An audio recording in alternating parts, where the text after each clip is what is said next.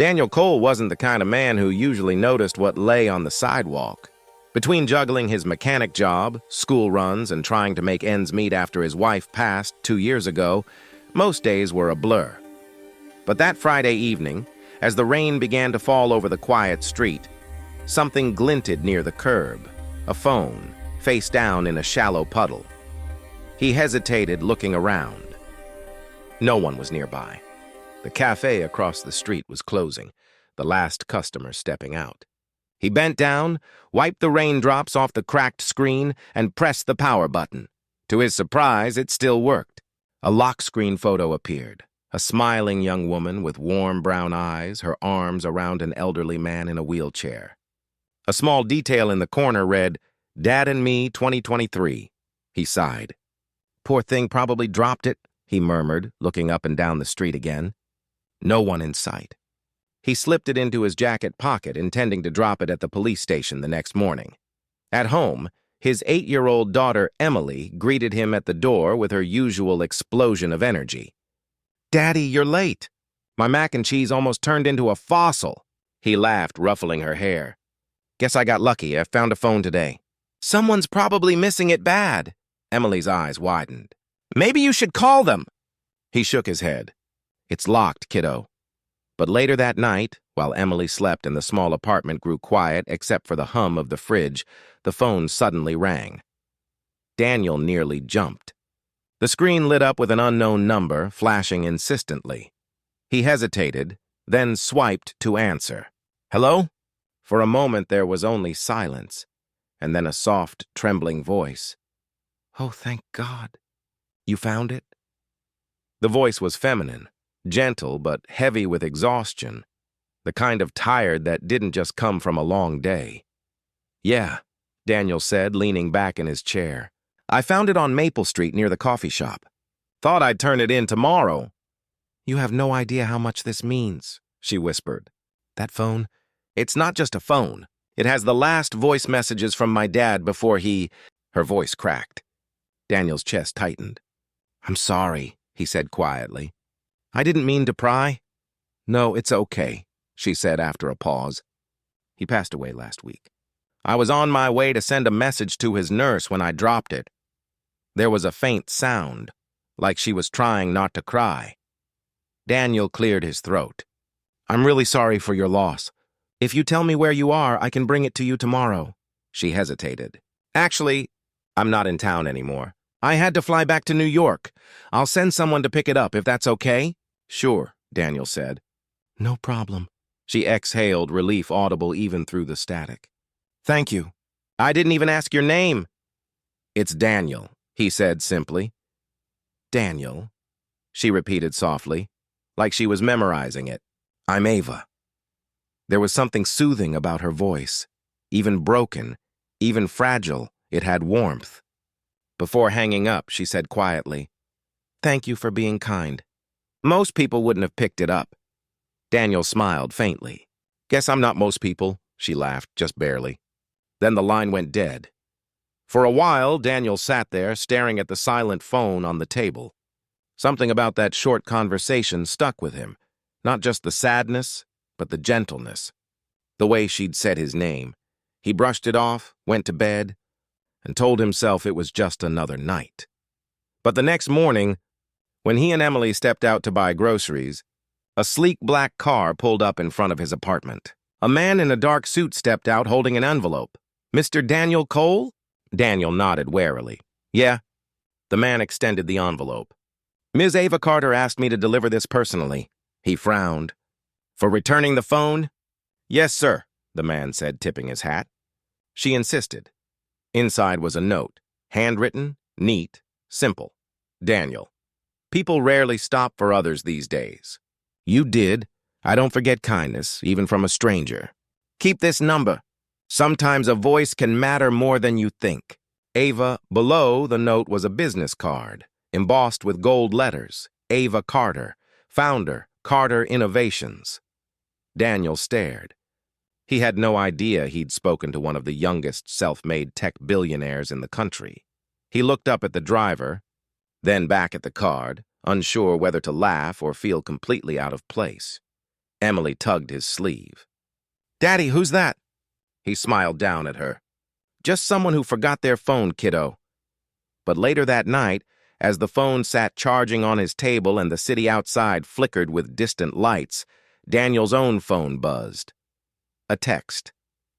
From Ava Carter. "Hey, Daniel. You told me you're a mechanic, right? I think you can help me with something." He stared at the screen for a long moment, the faintest smile tugging at his lips. He didn't know it yet, but that message would change everything. To be continued. Daniel didn't reply right away.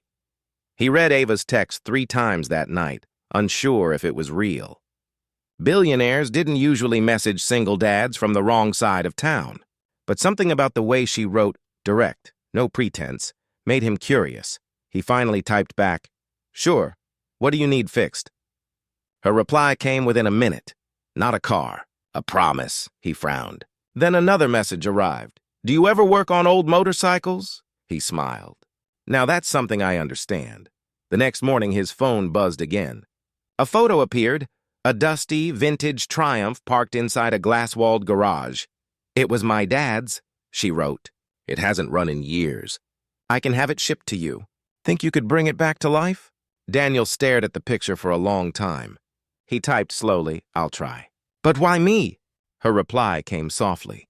"Because you cared when you didn't have to. That's rare." 3 days later, a delivery truck stopped in front of Daniel's tiny auto shop. Out came a bike covered in dust and memory. Emily stood by, her pigtails bouncing as she circled it in awe. "Wow, Daddy. It looks like something from a movie." Daniel smiled. "Yeah, a sad one. Let's see if we can give it a happier ending." The next week blurred into Grease, late nights, and quiet music from an old radio. The more he worked, the more he thought about Ava, her voice, her loss, her strange mixture of strength and sadness. They talked occasionally through text. She always asked about Emily, sometimes about the bike, never about herself. One night, as he tightened the final bolt, he heard his daughter's soft voice. "Daddy, why do you smile every time her name pops up on your phone?" He froze mid-turn, hiding a grin. "Do I?" Emily giggled. "Yup, like when you smell pancakes," he chuckled. "Well, she's a nice lady." "That's all? Nice like Mom?" He looked at her, quiet for a moment. Then softly said, "Different kind of nice." When the motorcycle finally roared back to life, it wasn't just the engine that came alive. It was something inside Daniel, too. He stood there in the golden evening light, watching the machine hum with smooth power, and for the first time in years, he felt proud, whole. He sent a short video to Ava, the bike purring beautifully. A minute later, his phone rang. Her voice was brighter this time, full of disbelief and joy. "I can't believe it." "You actually did it," Daniel laughed. "She's a little rusty, but she's got heart." "Kind of like her owner, maybe." A soft laugh. Then silence. "I'm coming to see it," she said suddenly. He blinked. "What, to my shop?" "From New York?" "Yes. Tomorrow."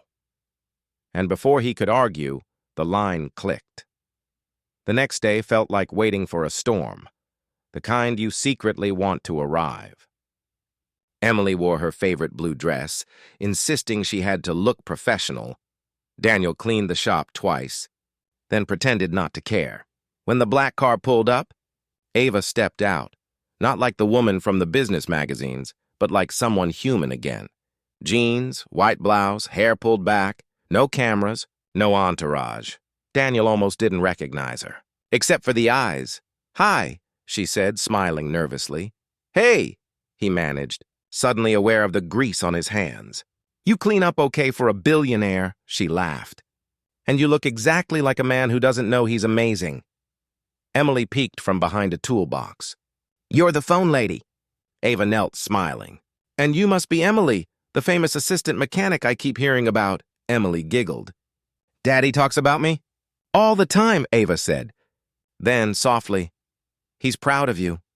Daniel looked away, pretending to check the bike. Ava walked toward the motorcycle, fingers tracing the handlebars like an old memory. "My dad taught me to ride when I was 12, she whispered. "I used to sit right here, holding on, thinking he'd never let go." Daniel's voice was gentle. He'd be proud of you for not letting go of what mattered. She looked at him then, really looked, and something unspoken passed between them.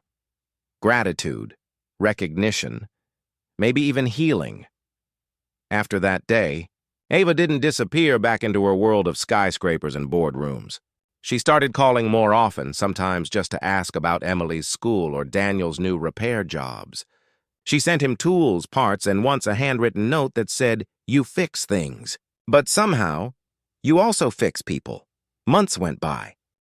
Daniel's small shop began to thrive, thanks to a mysterious investor who never asked for repayment. But what mattered more was the quiet companionship that had formed between them. Then, one evening near Christmas, Daniel got a call. Ava's voice sounded different, softer, steadier. "I'm in town," she said. "There's something I want to show you." When he and Emily arrived at the edge of town, he saw it. A small, newly renovated building with a shining sign that read, "Cole & Carter Restoration Garage." He froze. "What is this?"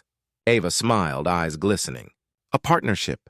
You fix things." "I believe in people who do," Emily gasped. "Does that mean Daddy's rich now?" Ava laughed. "Not rich, but definitely not alone." Daniel looked at her, struggling for words. "Ava, I don't know what to say." "Then don't," she whispered. "Just promise me one thing. Keep answering calls that weren't meant for you." He smiled, his throat tight. "Deal." That night, as snow began to fall outside the garage windows, Daniel locked up, turned off the lights, and found Ava waiting by her car. She looked up at him, her breath fogging in the cold. "You know," she said softly, "when I lost my phone, I thought I'd lost the last voice that ever made me feel safe." He stepped closer. "And now?" Her eyes shone. "Now I think I found another one." She reached out, and his hand met hers. Not by accident this time. Across the quiet street, Emily pressed her face to the window, grinning wide. Her dad was smiling again, and for the first time in years, Daniel realized something beautiful. Some calls aren't random. Some are answered by fate itself.